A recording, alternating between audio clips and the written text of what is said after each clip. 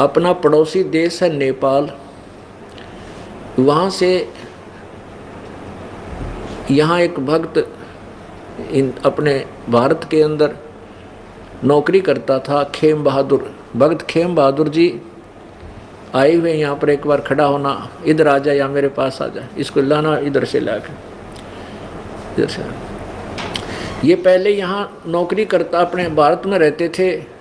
इनके भांजे ने ये ज्ञान समझा, वो इंजीनियर है, उसने कंप्यूटर में हमारी आस्था चैनल पर देखा था 2003 में। उस समय उसने इस ज्ञान को समझा, फिर अपने मामा जी को इनको सीडी दिखाई, क्योंकि नेपाल एक हिंदू राष्ट्र है और देवी देवताओं के ऊपर पूर्ण रूप से कट्टरता से साथ आश्रित है।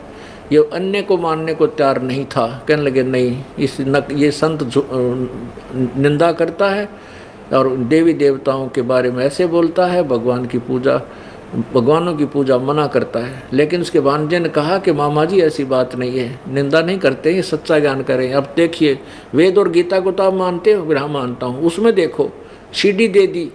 कहने लगा ऐसा सुना, मैं तो चक्कर काट गया। इसने सन 2004 में नाम लिया था। अब ये अपने स्वदेश लौट गया नेपाल में, वहाँ जाकर के लोगों को प्रचार किया, समझाया, बहुत से व्यक्तियों को लेकर यहाँ आने लगा। तो अब इसने कहा जी नेपाल में गरीब लोग ज़्यादा हैं, यहाँ वहाँ प्रचार करने के लिए, और मैं अकेला हूँ, मेरे पास भी इतना वित्तीय वो नहीं है। अगर थोड़ी बहुत सहयोग यहाँ से मिल जाए तो मैं वहाँ जा के घर घर जा के प्रचार करूँ। तो इसने पैसे मैंने इनको पैसे दे दिए, जो वहाँ 4000 रुपये बनते हैं नेपाल के। इसने क्या किया कि वो 4000 रुपये, ये बता आप ही बताएगा तो अच्छा लगेगा, आ जाओ एक बार, अब यहाँ आओ। वो 4000 रुपये रख दिए सुरक्षित के, भगवान के पैसे नाजायज खर्च नहीं करूँगा, मेरे लिए जहर है। अपना जब तक इसकी सामर्थ्य रही अपने पैसों से इधर उधर खर्चा करके भक्तों को समझाता रहा, जाता रहा, सीडी दिखाता रहा। फिर इसको 500 रुपये की आवश्यकता पड़ी, और वो पैसा ऐसे स्थान पर रखा था सुरक्षित के, छूना नहीं है, इसको छेड़ना भी नहीं है। तो इसने जब फिर वो 500 रुपये की आवश्यकता पड़ी तो कहने लगा मैंने देखा परमात्मा का पैसा निकाल लूँ, कुछ ले लूँ आज। तो 500 रुपये निकालने के उद्देश्य से इसने देखा तो वहाँ पर 6500 रुपये पाए। बोलो सतगुरुदेव की जय। बंदी छोड़ कबीर परमेश्वर जी की जय। अब आपके समक्ष भक्त खेम बहादुर जी नेपाल से, इसने नो कह रहा था, मैंने पहले अपनी पत्नी को भी नहीं बताया कि पहले भगवान गुरुदेव को बताऊंगा फिर औरों को बताऊंगा। आज आकर इसने सबसे पहले कल यही कहने लगा जी कमाल कर दिए, भगवान जैसे सुने थे कबीर जी वैसे ही मिले। इतनी भक्ति हम करते थे, इतनी उम्र होगी, आज तक ऐसे चमत्कार कभी सपने में भी नहीं सोचे थे भगवान ऐसा कर देता है। सुना करते थे, आज करके दिखा दिया। अभी अपने मुख से आपको आप बीती बताएंगे खेम बहादुर जी। सत साहिब, मैं पूर्ण परमात्मा कबीर साहिब परमेश्वर के चरणों में आकर के बहुत धन्य समझा हूँ। और ऐसे परमात्मा हमने 28 साल खोज किया, 28 साल में झूठे गुरुओं के पास फंसे। उसके बाद परमात्मा का एक भक्त मिला, उस भक्त ने हमको प्रश्न किया, उस प्रश्न का उत्तर हम दे नहीं पाया, तो हमने सोचा ये अवश्य गुरु बहुत बड़ा होंगे। आज तक ऐसा प्रश्न किसी ने नहीं किया। तो मेरे हृदय में चोट सा लगी, पूर्ण परमात्मा का नाम क्या है? उस भक्त ने बोला कि मेरे को तो पूर्ण परमात्मा का नाम कोई 22 गुरु दिया है, किसी ने भी परिचय नहीं दिया। मैं इसको लिए असंभव है, मैं जान नहीं सकता, आप ही बताइए। वो गुरु कहाँ है, वो परमात्मा कहाँ है, वो परमात्मा कहाँ रहता है। तब वो बोले ये आदेश ले लो, गुरु महाराज जी करोथा में रामपाल जी साक्षात पूर्ण ब्रह्मों का कवि साहेब बन करके कवि साहेब उनके हृदय में आए हैं। तो मैं अति प्रसन्न हुआ और वो कवि किसी ने ना बोला हुआ समाचार उस भक्त ने मेरे को सुनाया। तो मैंने ऑडियो नोट किया और आपका गुरु का परिचय दीजिए, आपका गुरु का कोई सीढ़ी चक्का किताब कुछ भी हो मेरे को प्राप्त कर दीजिए, मैं पढ़ूं देखूं सुनूं, इस चीज़ को जानना चाहता हूँ। मैं खोज करते करते आज 28 साल मेरा बर्बाद हो गया।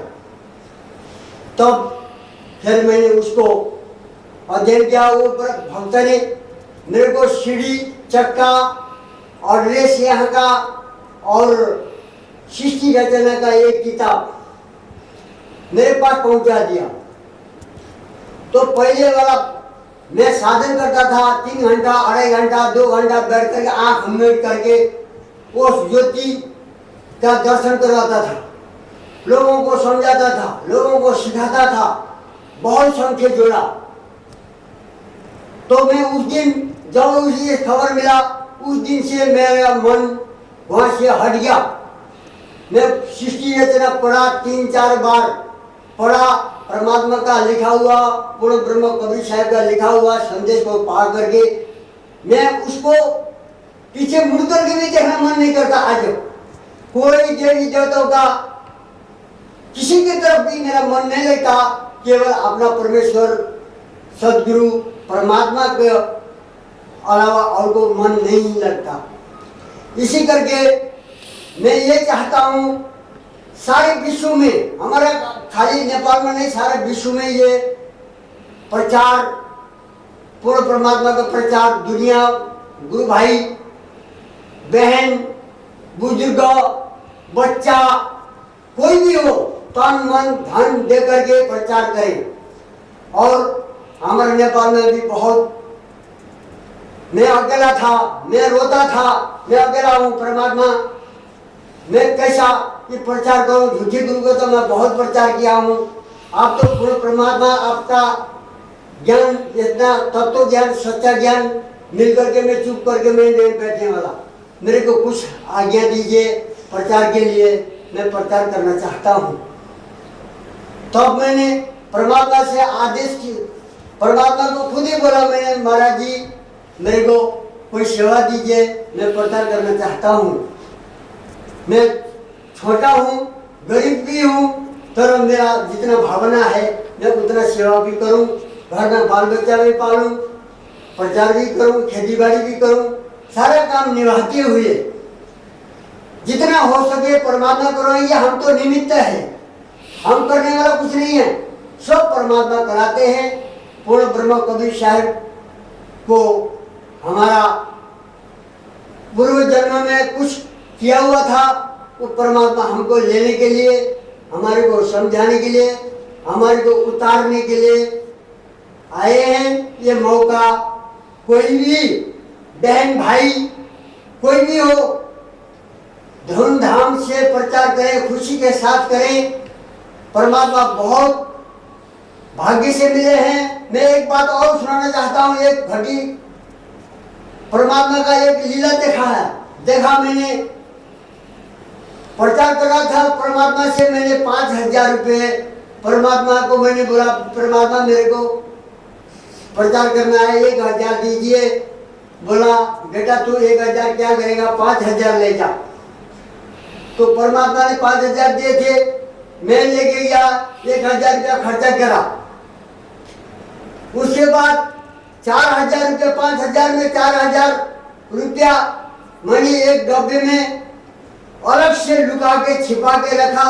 ये परमात्मा का पैसा है, ये प्रचार के लिए पता नहीं कब जरूरत पड़े, इसको संभाल के अलग से रखूंगा, कोई चोरी ना लगे, कोई घर के बाल बच्चे ना देखे। इस हिसाब से एक डब्बे में बंद करके रखा था 4000। एक दिन मेरे को प्रचार करने के लिए जाना लगा, मेरे जेब में पैसा नहीं था। तब मैंने सोचा आज परमात्मा का जो रखा पैसा है प्रचार के लिए जाना है, 500 रुपया मैं निकाल लूं। जब मैं जाके देखा, खोला डब्बी, 1000 का और 500 नोट, 6500 रुपया मिला।